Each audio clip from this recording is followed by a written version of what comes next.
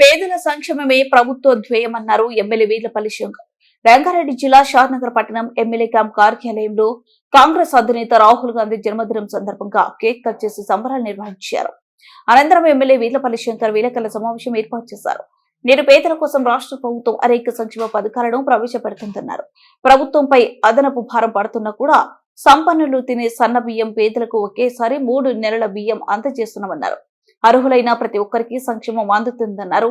గ్రామాల్లో అర్హులను గుర్తించాలని ఇందిరమ్మ కమిటీలను ఆదేశించినట్లు తెలిపారు. తెలంగాణ అమరవీరుల త్యాగాలను తమ త్యాగాలుగా చెప్పుకొని రాష్ట్రాన్ని 10 ఏళ్లు బీఆర్ఎస్ పార్టీ ఏలిందన్నారు. ఎప్పటికీ వాళ్లే రాష్ట్రాన్ని ఏలాలనే ఉద్దేశంతో ఫోన్ ట్యాపింగ్లు చేసి నాయకులు వ్యక్తిగత స్వేచ్ఛకు భంగం కలిగించారన్నారు.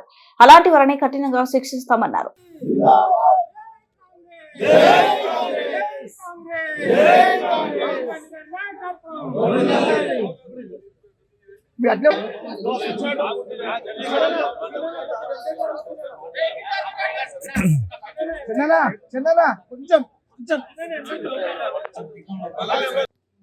జన్మదినం సందర్భంగా ప్రతి ఒక్క కాంగ్రెస్ కార్యకర్తలందరికీ ధన్యవాదాలు, శుభాకాంక్షలు. అదేవిధంగా పత్రిక సోదరులకు ధన్యవాదాలు తెలియజేస్తున్నాం.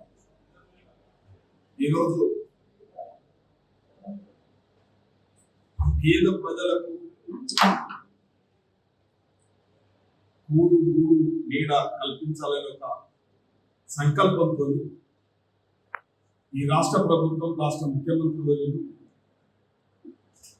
అదేవిధంగా సివిల్ సప్లై శాఖ మంత్రులు ఉత్తమ్ కుమార్ రెడ్డి గారు, అధికారులు గత 15 సంవత్సరాల నుంచి పేదలకు రేషన్ కార్డు ఇవ్వలేక, కుటుంబ సభ్యులు పెరిగితే అందులో నమోదు చేయలేక తీవ్రమైన ఇబ్బందులు ఎదుర్కొంటున్న సందర్భంలో మొన్న ప్రతి ఒక్కరూ, ప్రతి పేదవాడు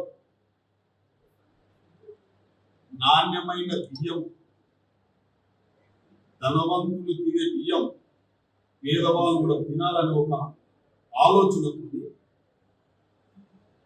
ఆర్థికంగా భారం అయినప్పటికీ పేద ప్రజలకు ఆరోగ్యకరమైన సన్నబియ్యం అందించాలనే ఒక సంకల్పంతో సన్నబియ్యం పెట్టింది. దానితో పాటు వాళ్ళు ఎంతో మంది రేషన్ కార్డు లేని కుటుంబాలు ఉన్నాయి.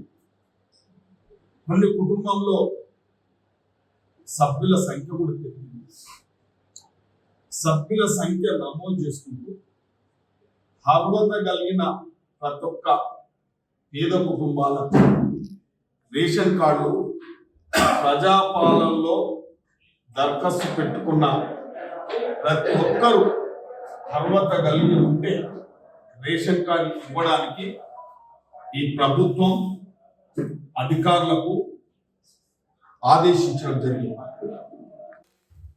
ప్రతి ఒక్కరికి ఈ పార్టీ ఆ పార్టీ అని కాదు, అర్హత కలిగిన ప్రతి ఒక్కరికి ఈ రేషన్ కార్డు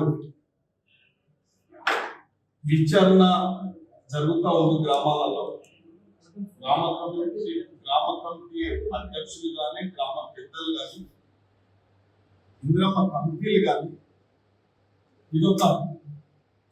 ఈ అవకాశాన్ని సద్వినియోగం చేసుకొని ఏ ఒక్క పేదవాడు రేషన్ కార్డు లేని వాళ్ళు మిస్ కాకుండా ఇది ప్రతి ఒక్కరు కూడా సరి అయిన ఈ అవకాశాన్ని వినియోగించుకోవాలని చెప్పి నేను కార్డు లేని నిరుపేదలకు విజ్ఞప్తి చేస్తా ఉన్నా.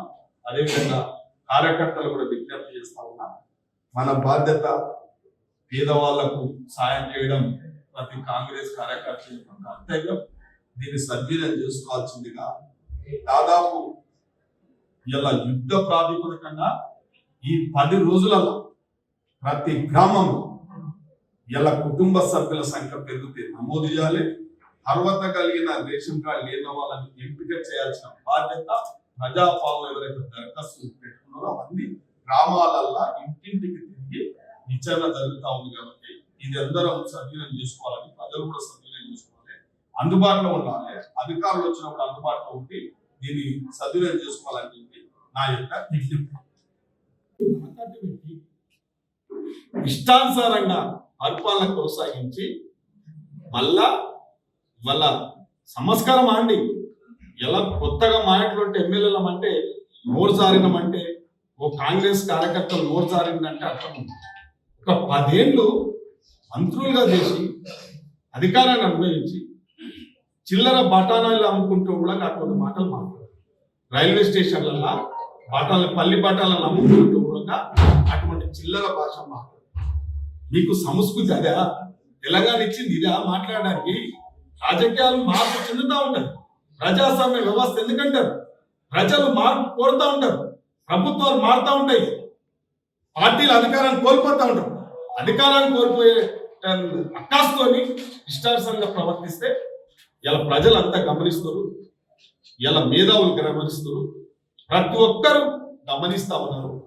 తగిన శిక్ష మీరు చూడబోతారు. మా నోటుకుంటే చెప్పలేము, కానీ ఇవాళ అన్ని ఆధారాలు ఉన్నప్పటికీ, అన్ని విషయాలు ఉన్నప్పటికీ ఎందుకు తాత్సానం చేస్తున్నారంటే ఇది ప్రజాస్వామ్యం, ఇది కాంగ్రెస్ పార్టీ. ఇంకా అవకాశం ఇస్తా ఉన్నారు. ఇంకా నోరు అదుపులో పెట్టకపోతే ఇంకా అది కూడా త్వరలోనే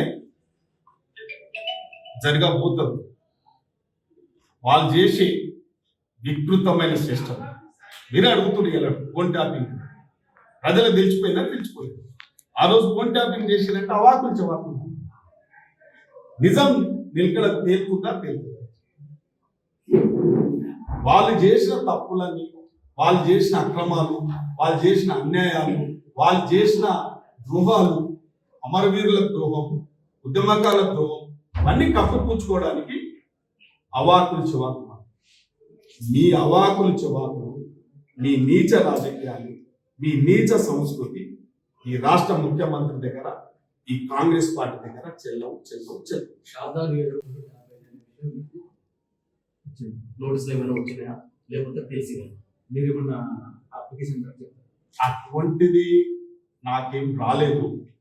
కానీ నేను ఎలక్షన్లలో కానీ రాజకీయాలలో కానీ ప్రెస్ ముఖంగా మాట్లాడతాం, బహిర్గతంగా మాట్లాడతాం. ఫోన్లో ఏది మాట్లాడినా అది నా సీక్రెట్. నాకు అటువంటిది అయితే రాలేదు. నేను ఏమో చేతిలో కూడా జిక్కరు లో కాంగ్రెస్ పార్టీ లీడర్స్ ఎవరికన్నా నెల కన్నా ముందు నాకు ఒకసారి చిన్న మీ ఫోన్ ట్యాపింగ్ అయినట్టు మా దగ్గర సమాచారం ఉంది, మీరు పోలీస్ స్టేషన్ కి రావాలి అని చెప్పారు. చెప్తే నేను చెప్పిన, ఎందుకంటే నిన్న మొన్న అది అన్ని ఫేక్ న్యూస్ వస్తున్నాయి, చేస్తున్నాయి, మనకి వాట్సాప్ వస్తున్నాయి. వస్తుంటే నేను ఏం చేసిన, ఏసీపీ రంగస్వామి గారికి ఫోన్ చేసి సార్ ఇట్లా కావాలి అంటే ఆ నంబర్ ఉన్నదా అని అడిగాను. సరే ఉన్నది సార్, నేను తీసుకొని సార్ అని చెప్పాను. ఆయన మాట్లాడలేదు, నేను మాట్లాడలేదు, మళ్ళీ నాకు ఫోన్ రాలేదు. ఎవరికి జరిగినా ఫోన్ ట్యాపింగ్, ఏ పార్టీ నాయకులు జరిగినా, ఏ కార్యకర్తకు జరిగినా అది నిజంగా చట్టపరంగా శిక్షించాలి. ఇలా సమాజానికి ఒక నమ్మకం ఉండాలంటే తప్పు చేసిన పార్టీకి, తప్పు చేసిన వ్యక్తులకు మాత్రం బహిరంగంగానే కాదు చట్టపరంగా కూడా శిక్షించాలి.